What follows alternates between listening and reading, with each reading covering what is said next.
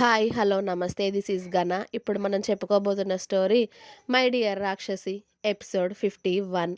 అసలు ఆర్యన్‌ని ఎందరు పిలిచినా, అతడి మొహంపై నీళ్లు చిలకరించినా కూడా ఆర్యన్‌లో ఉలుకు పలుకు ఉండదు. అసలు అతడు కదలడం లేదు. హృదయ్, వైభవ్ ఆర్యన్ వైపు కూర్చొని ఆర్యన్ అని పిలుస్తున్నా కూడా అసలు ఆర్యన్ లేవడం లేదు. ఆర్యన్ గారు అని ఓవైపు అవంతిక ఏడుస్తూ ఉంటుంది. కృతి వచ్చి అవంతిక భుజం మీద చేయి వేసి, అక్కా ఏం కాదు, వైభవ్ ముందు బావని హాస్పిటల్‌కి తీసుకెళ్దాం పదండి. ఏమైందో మనకి తెలీదు కదా వైభవ్ అని అంది కృతి. అవును వైభవ్, ముందు ఆర్యన్ని హాస్పిటల్‌కి తీసుకెళ్ళాలి. ఒకసారి కారు తీసుకురావా అని హృదయ్ కంగారుగా చెప్పాడు. అలాగే ఒక్క నిమిషం అని, అమ్మా నువ్వు ఇంట్లో పిల్లల్ని పట్టుకొనుండు, మేము హాస్పిటల్‌కి వెళ్తాం అని అనగానే నీలిమ గారు ఇద్దరు పిల్లలని దగ్గర పెట్టుకున్నారు. ఇక వైభవ్ కార్ తీసుకురాగానే హృదయ్ ఆర్యన్ని ఎత్తుకొని కార్ బ్యాక్ సీట్లో పడుకోబెట్టాడు. వెనక హృదయ్, అవంతిక ఆర్యన్ని పట్టుకొని కూర్చుంటే వైభవ్ డ్రైవ్ చేస్తూ ఉంటే పక్కన కృతి కూర్చుంది. ఇక వైభవ్ వెంటనే చాలా స్పీడ్గా కార్ డ్రైవ్ చేస్తూ హాస్పిటల్కి తీసుకువెళ్ళాడు. 40 నిమిషాలలో చాలా పెద్ద హాస్పిటల్కి ఆర్యన్ని హాస్పిటల్లో జాయిన్ చేసేసి స్పృహ తప్పి పడిపోయాడు అని వైభవ్ చెప్పాడు. కానీ డాక్టర్ నేను మీతో మాట్లాడాలి అని అన్నాడు హృదయ్. ప్లీజ్ కమ్ అని హృదయ్‌ని ఒకరిని లోపలికి తీసుకువెళ్లారు డాక్టర్ గారు. హృదయ్ ఇక ఒక్క నిమిషం ఆలస్యం చేయకుండా డాక్టర్‌తో లోపలికి వెళ్ళాడు. ఇక్కడ అవంతిక ఏడుస్తూనే ఉంది. అసలు ఆయనకి ఏమైంది? ఇంతకుముందు మా పెళ్ళి అయ్యాక ఒకసారి ఇలా జరిగింది. తాతయ్య గారు ఆయన ఏదైనా ఎక్కువ స్ట్రెస్ తీసుకుంటే అలా జరుగుతుంది అని చెప్పారు. కానీ ఇవాళ మంచిగానే ఉన్నారు కదా! ఆయన పిల్లల్ని షాప్‌కి కూడా తీసుకెళ్లారు. కానీ మధ్యలో ఇలా ఎందుకు జరిగింది అని అవంతిక అడుగుతూ ఉంటే, డాక్టర్ చెప్తారు కదా అని వైభవ్ అవంతికని ఓదార్చి, మీరిలా కూర్చోండి, ఏం కాదు, డాక్టర్ గారు చూస్తున్నారు కదా, వాడికి ఏమైంది అనేది తెలిసిపోతుంది మనకి, ఏమై ఉండదు ఆర్యన్‌కి అని వైభవ్ ఆలోచిస్తూ ఉన్నాడు. హృదయ్ డాక్టర్ వెంట వెళ్ళడం ఎందుకో అనుమానం కలిగించింది అతడికి. నిజమే, ఆర్యన్‌కి ఇలా ఉందని నాకు కూడా తెలుసు. కానీ నాకు తెలియనంతగా ఏదైనా ఉందా? లేకపోతే వీడికిప్పుడు ఇదే ఇంకా ఎక్కువగా అయ్యిందా అని ఆలోచిస్తూ ఉన్నాడు. కృతి కాస్త అవంతికకి ధైర్యం చెబుతూ ఉంటుంది. ఏం అవ్వదక్కా, బావగారికి నువ్వే చెప్తున్నావు కదా అప్పుడప్పుడు ఇలా జరుగుతుందని. అలాగే అయ్యి ఉంటుంది.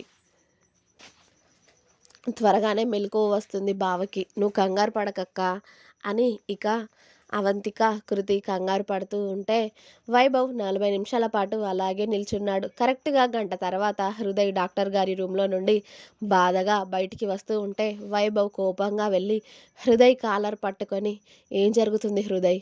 అసలు వాడి లైఫ్‌లో నాకు తెలియకుండా ఏం జరిగింది? ఈ 5 ఏళ్లలో కాదు, అవంతికని వాడు పెళ్లి చేసుకున్న తర్వాతే వాడికి ఏదో నిజం తెలిసింది. అదేంటి? అవంతికని వాడు దూరం చేసుకోవడానికి గల కారణం ఏంటి?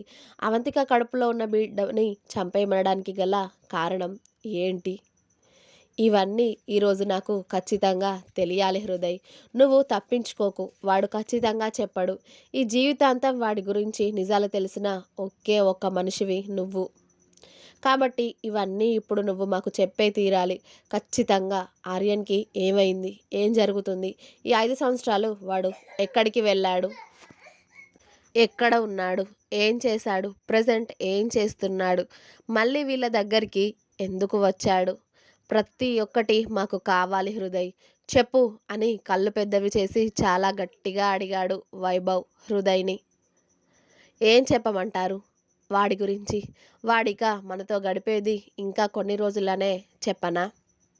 వాడు చనిపోతాడు అని తెలిసే అవంతిక కడుపులో బిడ్డని చంపేయమన్నాడు అని చెప్పనా? వాడు చచ్చిపోతాడు అని తెలిసే అవంతిక తట్టుకోలేదు అని తనకి దూరమయ్యాడు అని చెప్పనా అని అన్నాడు హృదయ్ కన్నీళ్లతో. ఏం మాట్లాడుతున్నావు అన్నయ్య అని అంది అవంతిక ఆశ్చర్యపోతూ లేచి నిలబడి. వాడు నీకు దూరం కావడానికి కారణం ఇదే అవంతిక. నువ్వు వాడితోనే ఉంటే వాడిని మర్చిపోలేవు. జీవితంలో నువ్వు మూవ్ ఆన్ అవ్వలేవు అని నిన్ను ఒంటరిగా వదిలేశాడు. అందుకే వాడి బిడ్డను కనొద్దు అని చెప్పాడు. ఎక్కడ ఆ బేబీని పట్టుకొని నువ్వు ఇబ్బంది పడతావు అనేసి. నువ్వు వాడితో బేబీని కంటే మళ్ళీ జీవితంలో ముందుకు వెళ్ళలేవు. ఇంకొకరిని నీ జీవితంలోకి రానివ్వవు అని చెప్పేసి వాడు బేబీని వద్దు అన్నాడు. చూసావు కదా! ఇలా వాడికి వాళ్ళ అన్నయ్య, వదిన, పాప చనిపోయినప్పటి నుండి జరిగేది. ఎక్కువగా స్ట్రెస్ తీసుకున్నప్పుడు బ్లడ్ ముక్కులో నుండి రావడం. అది మీ పెళ్ళయ్యాక 1 ఇయర్ తర్వాత ఆ రోజు నీతో గొడవ పెట్టుకున్నాడు కదా! పిల్లలు వద్దు అని దానికొక వారం మీ 1 వీక్ ముందు నుండే మళ్ళీ బ్లడ్ రావడం. డ్రైవింగ్ చేస్తున్నప్పుడు, పడుకున్నప్పుడు, ఆఫీస్‌లో, ఆఖరికి స్నానం చేసేటప్పుడు, బాత్రూమ్‌కి వెళ్ళినప్పుడు ఇలా ఎప్పుడు పడితే అప్పుడు ముక్కులో నుండి బ్లడ్ రావడం చాలా ఎక్కువ సార్లు జరిగింది. వాడు భయపడ్డాడు. వాడికి అర్థమైంది ఇది నార్మల్ ప్రాబ్లమ్ కాదు అని. కానీ వాడు డాక్టర్ దగ్గరికి వెళ్ళలేదు. భయపడ్డాడు. కానీ వాడికి తెలుసు అలా జరిగితే ఆ మనిషి ఎక్కువ రోజులు ప్రాణాలతో ఉండడు అనేసి. ఇంత పెద్ద చదువులు చదువుకున్నాం. తెలుసు కదా! ఎప్పుడో సంవత్సరానికి ఒక్కసారి వచ్చే ఇది ఇప్పుడు ఇలా డైలీ వస్తుంది. ఇక వాడికి అర్థమయింది. వాడి శరీరంలో మార్పులు వాడికి అర్థమయ్యి ఊరికే అలసిపోవడం, కళ్ళు తిరిగినట్టుగా అవ్వడం, సరిగ్గా తిండి తినకపోవడం, తినాలి అనిపించకపోవడం, ఫుడ్ గొంతు దిగకపోవడం, కనీసం వాటర్ కూడా తాగాలి అనిపించకపోవడం. కానీ మొండోడు కావాలని నిన్ను దూరం చేసుకున్నాడు. వాడికి అర్థమైంది. వాడికి ఇక చివరి రోజులు దగ్గర పడ్డాయి అని. కనీసం బేబీని అబార్ట్ చేయించుకుంటే ఆ తర్వాత నీ లైఫ్‌లోకి ఎవరైనా వ్యక్తి వస్తారు కదా! నీ లైఫ్‌లో వాడి బేబీ ఉంటే ఖచ్చితంగా నువ్వు ఇంకొక పెళ్లి చేసుకోలేవు అని వాడికి తెలుసు. బేబీని అబార్షన్ చేయించుకోమని చెప్పడానికి వాడు ఎన్నిసార్లు చచ్చిపోయాడో నాకే తెలుసు. ఆ మాట అన్నందుకు వాడిని వాడు ఎంత శిక్ష విధించుకున్నాడో నాకు మాత్రమే తెలుసు. కానీ నిన్ను, నీ కడుపులో బేబీని వాడు ఎప్పుడూ దూరం చేసుకోవాలి అని అనుకోలేదు. నువ్వు వాడిని వదిలి వెళ్ళిపోయాక నా దగ్గరికి వచ్చేశాడు లండన్‌కి. టెస్టులు చేపిస్తాను అంటే వినలేదు. 4 నెలలు పిచ్చోడిలాగా ఫుల్లుగా తాగడం, తిరగడం ఇదే పని. ఇంకా ఇంకా మనిషి క్షీణించిపోయాడు. నాకు కూడా అలా జరుగుతుందని చెప్పలేదు. నా దగ్గరే, నా ఇంట్లోనే ఉండేవాడు. వాడు ఎప్పుడు లేచినప్పుడైతే ఆకలైతే ఒక ముద్ద, అది కూడా బలవంతంగా, లేకపోతే అది కూడా లేదు. కాస్త మందు తాగేవాడు కానీ వాడికున్న ప్రాబ్లమ్ తెలియక నేను కూడా వాడిని తాగడం ఆపేవాడిని కాదు. ఎందుకంటే ఆఫీస్‌లో ఎక్కువగా గడిపేవాడిని నేను. కరెక్ట్‌గా అదే టైంలో నా వైఫ్ కూడా డెలివరీకి వాళ్ళ అమ్మ వాళ్ళ ఇంటికి వెళ్ళింది.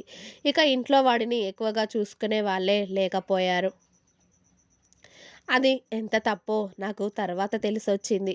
దానికి నన్ను నేను ఎన్ని సార్లు తిట్టుకున్నానో కూడా తెలుసు. ఒకరోజు రాత్రి ఇంటికి వెళ్ళేసరికి హాల్‌లో ముక్కులో నుండి, నోట్లో నుండి బ్లడ్ కారుతూ వాడు నేల మీద పడి ఉండడం చూసి నా ప్రాణం పోయింది. వెంటనే హాస్పిటల్‌కి తీసుకువెళ్ళాను. ఇలా జరిగింది అని చెప్పగానే వాళ్ళు నాకు తెలిసిన డాక్టర్స్ అవడంతో అన్ని టెస్టులు చేశారు. సరిగ్గా ఫుడ్ తినక, పైగా చిన్నప్పటి నుండి వాడి ముక్కులో నుండి బ్లడ్ వస్తుంది కాబట్టి అలా జరుగుతుంది అని 1 వీక్ హాస్పిటల్‌లోనే ఉంచేశారు. కానీ లాస్ట్‌కి ఎందుకో మిగిలిన టెస్టులు కూడా అన్నీ చేసేసరికి వాడికి లుకేమియా బయటపడింది. వాడు అనుకున్నట్టే వాడికి పెద్ద జబ్బు వచ్చేసింది. Blood cancer. కాకపోతే అది స్టార్టింగ్‌లో ఉంది. మెడిసిన్ యూజ్ చేస్తే తగ్గిపోతుంది అని అన్నారు. కానీ అది ఎంతవరకు అనేది తెలియదు కదా! నేను కూడా మెడిసిన్‌తో నయమవుతుంది అనుకున్నాను. అలాగే వాడికి ట్రీట్మెంట్స్ ఇప్పిస్తే మెడిసిన్స్ యూజ్ చేస్తూ వస్తున్నాను. కానీ రోజులు పెరుగుతూ ఉంటే వాడి జీవితకాలం తరిగిపోతుంది అని చాలా లేట్‌గా అర్థమయింది నాకు. వాడిక ఇంకా ఒక 6 నెలల టైం ఉంది అని తెలిసిన తర్వాతే ఆర్యన్ నిన్ను, పాపని కనీసం బతికున్నన్ని రోజులైనా మీ దగ్గర గడపదామని వచ్చాడు. మీకు నిజం చెప్పకుండా. అందులో 2 నెలలు గడిచిపోయాయి. వాడికి జబ్బు ముదిరింది. 6 నెలలు కాస్త ఇంకా ముందుకు వచ్చేసింది. ఇక 6 నెలలు కాదు వాడు మనతో ఉండేది రోజులే అని డాక్టర్ గారు చెప్పారు. వాడికున్న ప్రాబ్లమ్ అంతా ఇప్పుడు డాక్టర్ గారికి చెప్పి వాడి రిపోర్ట్స్ అన్నీ నా మొబైల్‌లో ఉన్నాయి. వాడివవి చూపించాను. ఇక వాడు ఎక్కువ రోజులు భూమి మీద ఉండడు.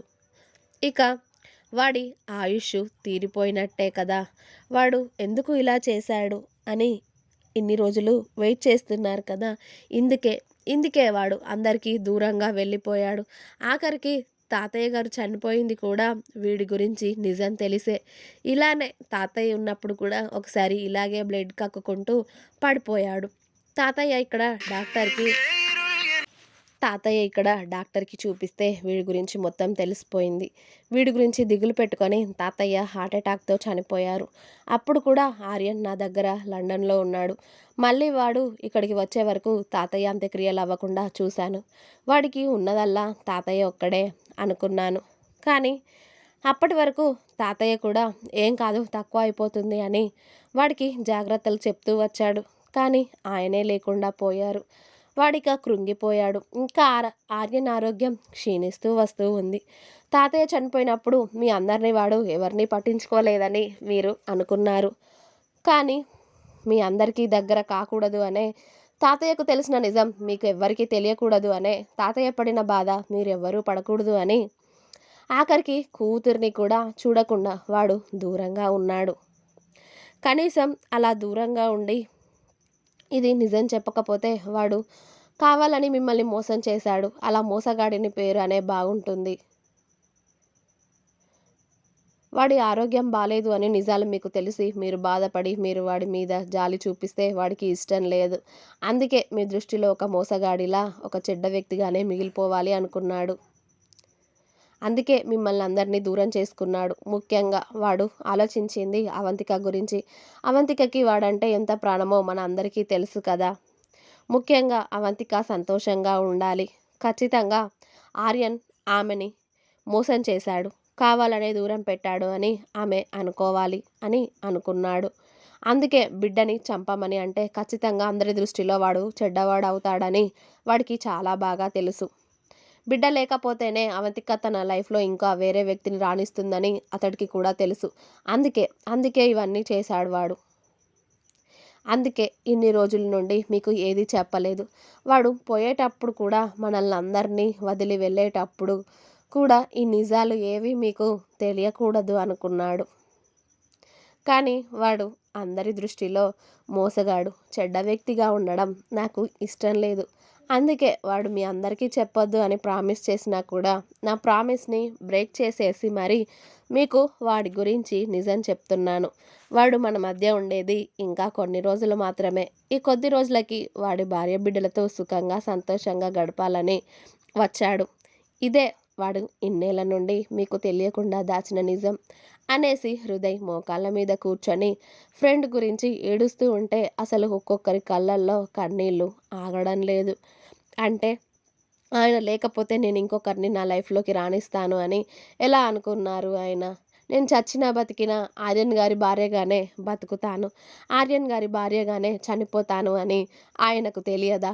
ఎందుకు ఇన్ని సంవత్సరాలుగా ఈ కారణం చేత నాకు దూరంగా ఉన్నారు అని అవంతిక గట్టిగా ఏడుస్తూ ఉంటుంది. ఇంకా ఉంది. మీకు నా స్టోరీ నచ్చినట్టయితే ప్లీజ్ లైక్ చేయండి, షేర్ చేయండి, అలాగే సబ్స్క్రైబ్ చేసుకోండి. Please subscribe my channel Gana stories world. Thanks for watching my video. Bye.